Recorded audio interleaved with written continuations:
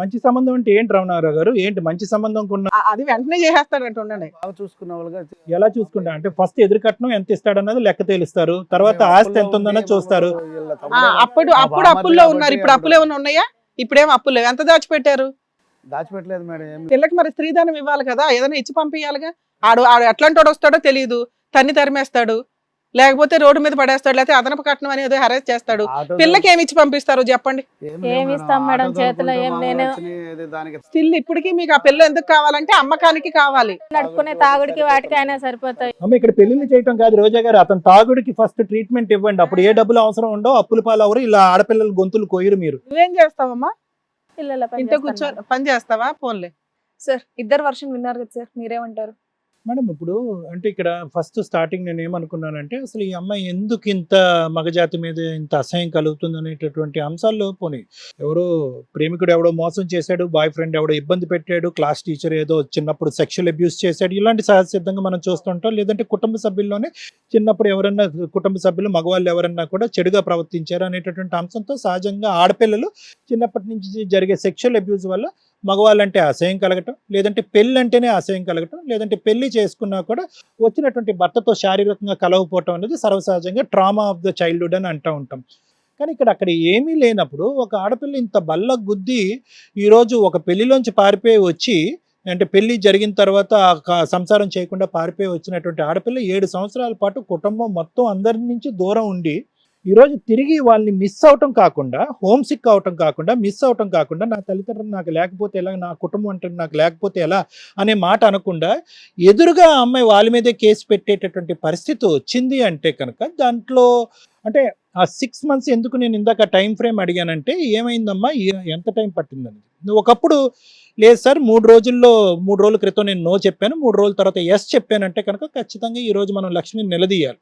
అమ్మ 20 years చదువుకున్నటువంటి ఆడపిల్ల 3 రోజుల్లో నువ్వు ఎస్ చెప్పావంటే కనుక ఆటోమేటిక్గా నువ్వు 2 పడవల్లో కాలేస్తున్నట్టే అని మనం అనుకోవాలి. కానీ 6 నెలల పాటు అంటే పెళ్లి వ్యవస్థ, దాని సాంప్రదాయం ఓవరాల్గా చూసుకుంటే మగవాళ్ళ మీద అంత అసహ్యం ఈ అమ్మాయి కలగటానికి ఏంటంటే, కంప్లీట్గా 6 నెలల పాటు ఈ అమ్మాయి ఒక చదువుకుని అభివృద్ధిలోకి వచ్చి తన కాళ్ళ మీద నిలబడి ఒక ఉద్యోగం చేసుకోవాలనేటటువంటి రకరకాల కళలు అనేటటువంటి ఒక ఆడపిల్లని 6 నెలల పాటు ఎంత ఇదిగా, ఎంత విపరీతంగా తాగి మీరు తాగకుండా ఆవిడ, మీరిద్దరూ ఏ స్థాయిలో 6 నెలల పాటు ఆ అమ్మాయి మీద ఒత్తిడి పెట్టుంటారు అనేటటువంటిది ఇక్కడ ప్రధానమైనటువంటి అంశం.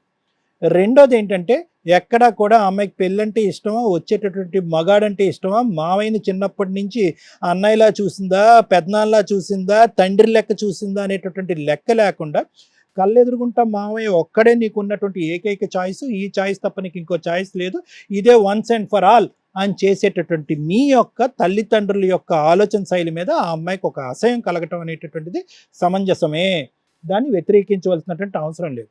రెండో అంశం ఏంటంటే, ఇక్కడ మగజాతి మీదే కోపం రావాలా, లేదంటే ఈ అమ్మాయికి అసలు మానవ జాతి మీదే కోపం రావాలా అనేటటువంటి ఆలోచన ఇక్కడ ఉంది. ఇందాకటి నుంచి నేను ఏమన్నాను అంటే కనుక, అమ్మ మగాళ్ళ మీద ఎందుకు నీకు కోపం అంటే కనుక, ఆఫ్ కోర్స్ తండ్రి తాగుతున్నాడు, అతని వ్యసనాలకి మొత్తం ఇల్లంతా అప్పుల పాలైంది, ఇప్పుడు ఫ్రెష్గా మందుబాట్లు కొనాలి అంటే నీకు ఎదురు కట్నం ఇచ్చే మగాడు రావాలి అనే ఉద్దేశంతో అతను మాట్లాడుతున్నారు. మరి ఇటు లెఫ్ట్ హ్యాండ్ సైడ్ అతను లెఫ్ట్ కూర్చున్నటువంటి ఈవిడ ఏమీ తాక్కుండానే నీ మళ్ళీ ఇంకొక పెళ్లి చేయాలి అని అనుకుంటుంది కదా, మరి ఈవిడ్ని ఏ జాతిలో వేయాలి మనం? మరి అలాంటప్పుడు నేను మగాల్ని ఆశ్రయించుకుంటున్నానండి, ఆడాలని కూడా ఆశ్రయించుకుంటున్నాను అని అనాలి. నేనేమనుకున్నానంటే, అతనేదో ఈవిడ మీద మానసికంగా ఒత్తిడి పెడుతున్నాడేమో, తాగి ఈవిడ మీద 4 గుద్దులు గుద్దేటప్పటికి అతని పాట ఈవిడ పాడుతుందేమో అని నేను అనుకున్నాను. అలా కాదంట, ఈవిడ ఒపీనియన్ కూడా ఆ పెళ్లి ఎలా ఏడిస్తే అలా ఏడవనియండి, కొత్తగా ఇంకో పెళ్ళోని తీసుకొచ్చి పెళ్లి కొడుకుని కట్టబెట్టాలి అనే ఉద్దేశం. ఇక్కడ ఏంటంటే, మళ్ళీ 7 years బ్యాక్ ఏ విధంగా అయితే నీ తల్లిదండ్రులు ఉన్నారో 7 years తర్వాత కూడా 7 సంవత్సరాల పాటు ఏకైక ఒక ఆడపిల్లని దూరం పెట్టుకుంటే ఎంత మానసిక వ్యధ ఉండాలి, ఎంత బాధ ఉండాలి. ఎక్కడ కూడా వాళ్ళు ఒక వ్యధ, ఒక బాధ, ఒక కన్నీటి బొట్టు కూడా కలవట్లేదు. క్రైటీరియా ఏంటంటే, ఎంత తొందరగా నిన్ను మళ్ళీ వెనక్కి తీసుకెళ్ళాలి, మళ్ళీ ఇంకొకరిని తీసుకురావాలి, వాణ్ణి బకరా చేయాలి, నిన్ను బకరా చేయాలి, ఇద్దరిని కలిపి ఒకేసారి ఏటేసేయాలి. ఇదే క్రైటీరియాతో వాళ్ళిద్దరు ఇక్కడ కూర్చున్నారు. వీళ్ళ కర్తవ్యం ఏంటంటే, వీళ్ళకి డబ్బు దాహం ప్రధానంగా ఏంటంటే, ఇక్కడ డబ్బు దాహం అనమాట. అంటే ఇక్కడ ఒకే ఒక ఆడపిల్ల ఉంది అనే అంశం పక్కన పెడితే, ఈ ఆడపిల్లల్ని ఎలా అమ్మేసేయాలి, ఎలా డబ్బులు తీసుకురావాలి, అప్పుల్ని ఎలా తీర్చాలి, అతని వ్యసనాన్ని ఎలా పోషించాలి, ఈ 3 క్రైటీరియా బట్టే వాళ్ళ ఇద్దరు ఉద్దేశం ఉంది అనేటటువంటి నా అభిప్రాయం. ఇంకోటి ఏంటంటే, ఇక్కడ ఈ రోజా గారు ఇందాకటి నుంచి మీరు ఒకే మాట మాట్లాడుతున్నారండి. అంటే అతను కూడా అదే మాట్లాడుతున్నారు, మీరు కూడా అదే మాట్లాడుతున్నారు. ప్రధానంగా మీ గురించి నేను ఎందుకు మాట్లాడుతున్నానంటే, అతను వ్యసనానికి బానిసయ్యాడు. ఆటో నడుపుకుంటాడో, కారు నడుపుకుంటాడో, ఏదో నడుపుకుంటాడు. మీరు చేయవలసింది ఏంటంటే, మీకుండేటటువంటి మత్తు ఏంటంటే, అతను తాగుడు మానిపించడం కంటే అతను తాగుడికి ఫండింగ్ ఎలా చేయాలనే ఆలోచనలో మీరు పడ్డారు. ఇక్కడ మెయిన్ ఏంటంటే ఇష్యూ, మీ ఇల్లు ఇలా అయిపోవటానికి అతను ఎంత సంపాదన బోటాబోటి, మీ సంపాదన ఎంత ఇళ్లలో పనిచేసుకునే అది కూడా బోటాబోటి. ఇక్కడ ఏంటంటే మీరు చూసేది ఏంటంటే ఎంత ఖర్చు అయ్యింది, ఎంత అవసరాలు కావాలి, ఇతను తాగుడికి ఎంత అవసరాలు కావాలనే అంశమే మీరు చూస్తున్నారు. కానీ అరే ఇతను వ్యసనాన్ని బానిసపడ్డాడు, ఇతనికి ట్రీట్మెంట్ ఇస్తే కనుక ఇతనికి కొద్ది కనువిప్పు కలుగుతుంది, ఆలోచన పెరుగుతుంది, అప్పుడైనా ఇతను బుద్ధి వస్తుంది అనేటటువంటి వల ఏదైతే ఉందో అందులోంచి మీరు బయటికి రాలేకపోతున్నారు. నా బాధ ఏంటంటే నిజంగా ఈ అమ్మాయిని మీరే కన్నారా అనేటటువంటిది నిజంగా ఆ ప్రశ్న అడగవలసి వస్తుంది.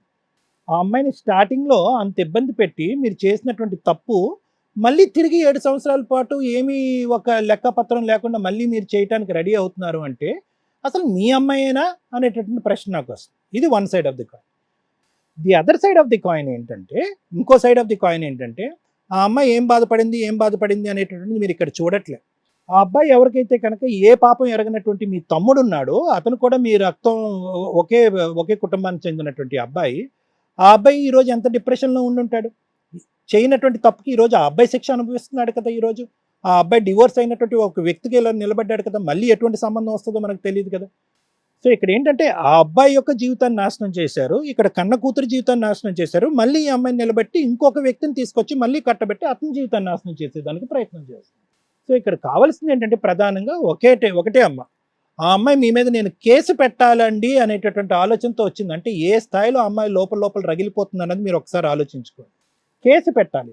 ఎక్కడ మేము వినలేదు ఇప్పుడు వరకు జరిగినటువంటి ఎపిసోడ్స్లో కానీ, ఇంతకుముందు నాకు ఉండేటటువంటి అనుభవం బట్టి కానీ ఎక్కడా కూడా సొంత కూతురు వచ్చి తల్లిదండ్రుల మీద కేసు పెట్టేటటువంటి అంశాన్ని నేను చూడలేదు. అంటే ఏ స్థాయిలో ఆ అమ్మాయి మనసు విరిగిపోయింది. ఇప్పుడు పెళ్లి అంశాన్ని ఎలా నమ్ముతుంది ఆ అమ్మాయి, ముందుకెళ్ళి ఎటువంటి పెళ్లి చేసుకుంటుంది, ఆ అమ్మాయి పిల్లల్ని కంటాదా, అసలు ఫ్యామిలీ కుటుంబం అనేటటువంటి వ్యవస్థ మీదే ఆ అమ్మాయి మనసును కంప్లీట్గా మీరు చంపేశారు. ఇది మీరు చేసినటువంటి పెద్ద ఘనకార్యం.